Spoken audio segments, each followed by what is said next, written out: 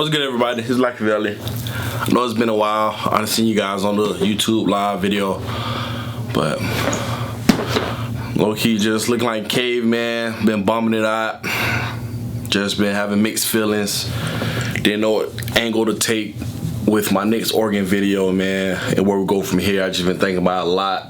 You know what I'm saying? Because I've been trying to do my research and not say the wrong things to you guys and give you false narratives, anything like that. But it's a lot to talk about. Just a few things I want to get off my chest. First thing first, some of the merch is in. My link is in the description for the gear. You got the Milton Duck, you got the Steve Stevenson, the 7 logo in the left corner chest. You can buy them now. I ship out right away. We still got the shirts to do, the white shirts and the black shirts, but everybody's liking the hoodies. The hoodies are flying off the shelves, no lie. We're gonna do more colors as well too. But first thing first, who's to blame?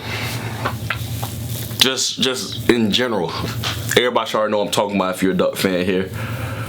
The booing, you know what I'm saying? I don't know if that happened for I don't know how long, you know what I'm saying? I've probably been outside of football now for what, 4 or 5 years. We won't get into the AB situation, but just coming up playing football, playing at high level and shit. But do we blame AB for all this right now? Do we blame Moorhead? Do we blame Cristobal? Do we blame Mastro? Do we blame the receivers? Like, who is to blame? You know what I'm saying? I've been really trying to wrap my hand around, like, they booing. You would think the boo's going to AB, but are they really? Because at the end of the day, if they're saying AB is the starter, he's the starter. You know what I'm saying? He gonna go in. He gonna want to go in, try to get his stats, whatever the case may be. But I sat there and asked myself, like, who was the fans actually booing? Were they booing Cristobal or were they booing AB? Because at the end of the day, AB got to listen to what the coaches say. So if they know if the fans know that he's not playing good, it's been like that for a while, we getting struggle wins, that ultimately falls on the coaches. If a guy not playing up to a level that fans like, that doesn't mean that another person should come in. But now when you got like NFL vets and alumni talking about this stuff, it's like, okay. Then not only that, you got other teams playing the young guys over their older guys, and the young guys balling out. Not only that, you got another young guy that balled out over a guy that's supposed to be a top 5 pick in the NFL. But not only that, in a high school count, the quarterback that we have, who's a younger guy, beat that quarterback who's balling right now in a quarterback finalist count. Hey, I ain't trying to hear to say this person doing wrong, that person doing wrong. I leave it to y'all. Y'all comment and let me know what y'all think about this. But I just don't get it. Like, what's going on? We struggling with it. It's cool. It's understandable. But also, too, it's like now I done took a step back. I see it from both sides. It's not the ego thing with me. If I'm wrong, I'm wrong. I say it. But I don't know who it is. But Moorhead came out and said that he's QB1. And I think to myself, like, coaches really get hired to win games.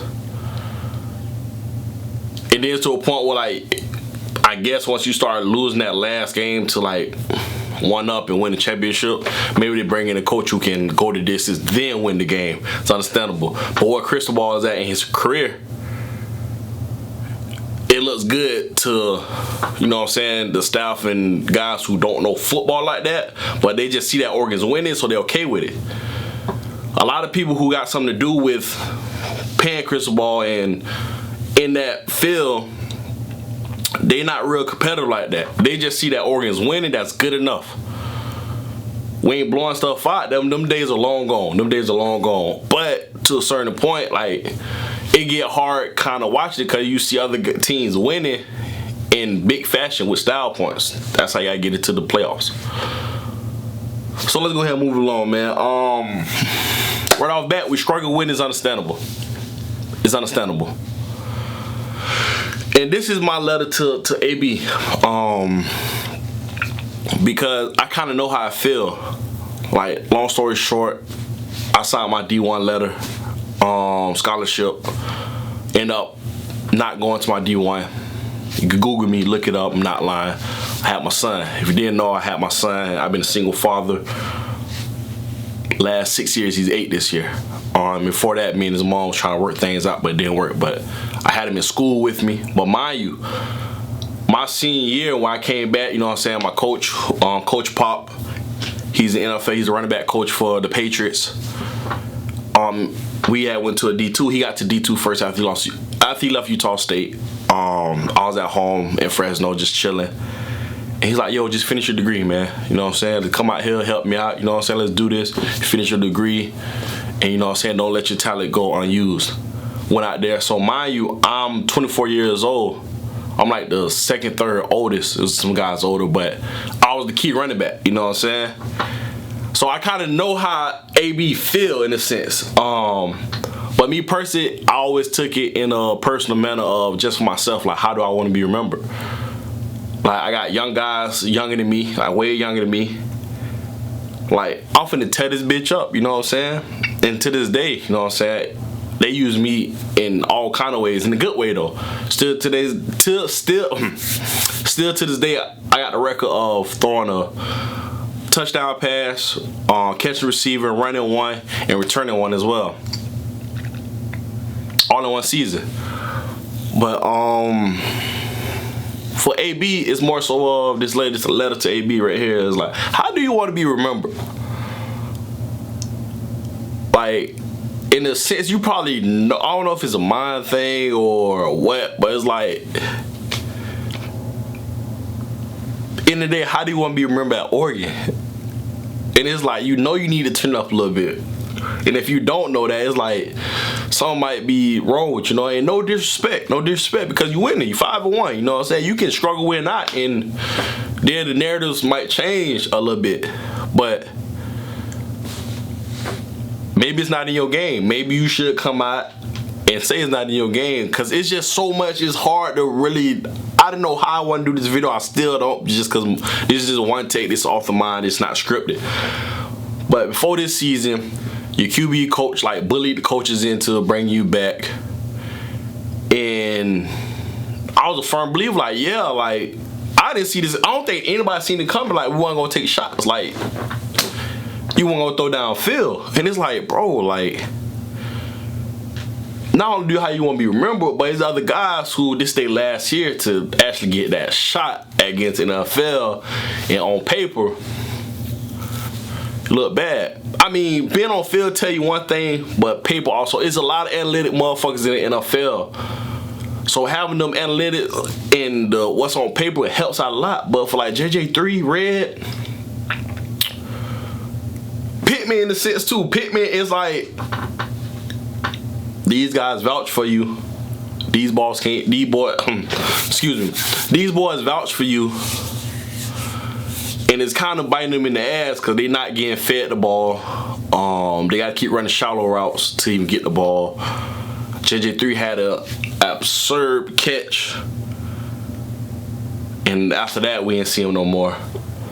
So it was like, at what point are you going to see that? I'm like, damn, I'm laying these boys down. This our only year. You're not the only one to do it. Perkett, he did it too. But you had a guy like V3. He knew he was on a 1-year rental, and he turned that bitch up. And now to this day, everybody love Vernon. Don't get me wrong. He lost the game against Michigan State, and everybody like, he trash, he sucked, but he turned it up. Went to the bowl game. He went down, we up 40 zip. Whatever the score was, TCU came back and beat us. But how do you really want to be remembered? Like, because I know when I was in school at the age I was, being a super senior, I turned that bitch up to the max. I knew, like, nah, I'm here for one thing only. I ain't here to play around, hang around, none of that. And I balled out, you know what I'm saying? But for you, man, I don't know, man. JJ, I've been telling like a lot of people I'm close to, I talk to outside like Twitter and stuff, like, a lot of these guys who older guys might always get an agent, so the agent can be able to talk to these NFL scouts like, hey, this was the situation. You know what I'm saying? We was in the offense where we didn't pass the ball deep like that, but this guy can't run deep, catch 50-50 balls. So AB, I don't know, bro. Maybe you pick it up. Maybe you go crazy the last 3-4 games. You know what I'm saying? But this test will be the telltale test this weekend in LA. You know what I'm saying? So, you know what I'm saying? I seen you just post the picture saying, RG, get the hate out your heart. A lot of people have been hating on you. They have, truly. But how do you want to be remembered? You know what I'm saying? Because right now, I know it's not what everybody like, but you got to pick it up, bro.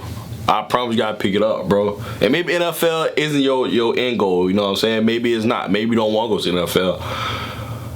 But, bro, how do you want me to remember? You know what I'm saying? I know JJ3 probably want to be remembered as not just a blocking receiver, but you know what I'm saying? On to the next. I got an apology to make. And this is Travis Dye. Besides the no gloves, you know what I'm saying, which everybody don't like, it's understandable. Well, it's kind of not understandable. I don't know why you don't wear gloves. But that's besides the point. It's just more so of treating you like second fiddle, which you were to Verdell, but you actually doing your thing. And then it was to a point where I was like, man, we need other running backs to play. You know what I'm saying? Verdell down now. We need to see the younger guys. But I low-key went against my own words. Like, I said that the older guys need to get their film, get their stats, and get the fuck out of Oregon. So let the new guys come in. Because you guys been here for like 5 years. And I don't really want to apologize. They just announced they run the offense through you. And you putting the team on your back. It's some cases where it don't have to be like this. But that's not my position. The play calling is going to go through you. That's cool. But I just hope that you do your motherfucking thing. Excuse my language. And you know how you want to be remembered. You know what I'm saying? Verdell went down, you doing the damn thing. You look like Christian McCaffrey right now, baby. You do. So whether you gotta catch all the passes and check downs, do your thing, my guy. You now RB1. And maybe it's something, maybe truly you probably is better than Verdell. A lot of people don't want to touch on this subject. You know, you got guys who friends of that guy, friends of this guy, so they don't want to say it. But let's be honest, you probably is, bro. Cause you always been 50-50, but now is really your time to shine. Last week you did your thing. Can you do it this week? Let's see. But I do want to apologize, bro. Keep doing your thing, and that hard work is going unnoticed. You know what I'm saying? The stature of how you built, shape. I don't know if it'll work in NFL. I'm not the one who say it won't or it will. If Gaskins and Ahmed can do it for the Dolphins, damn shit, you can too. I don't know if you're as fast as them, but you can too. And this is real talk. So I like to apologize. I hope you do ball a lot. The offense being run through you is kind of a question mark just because we got a lot of athletes on the team. But I guess it's we don't have the ability to throw downfield and we don't got no backup quarterbacks. Quote unquote, this has been said with the coaches. We don't have no backup quarterbacks that's close to AB.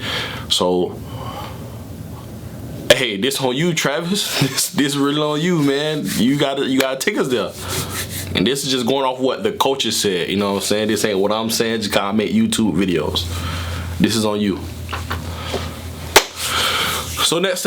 What happened next year? We done got that little small talk out the way. I know we're still mid-form right now with the season. But Moorhead came out. Cristobal, they're back in AB.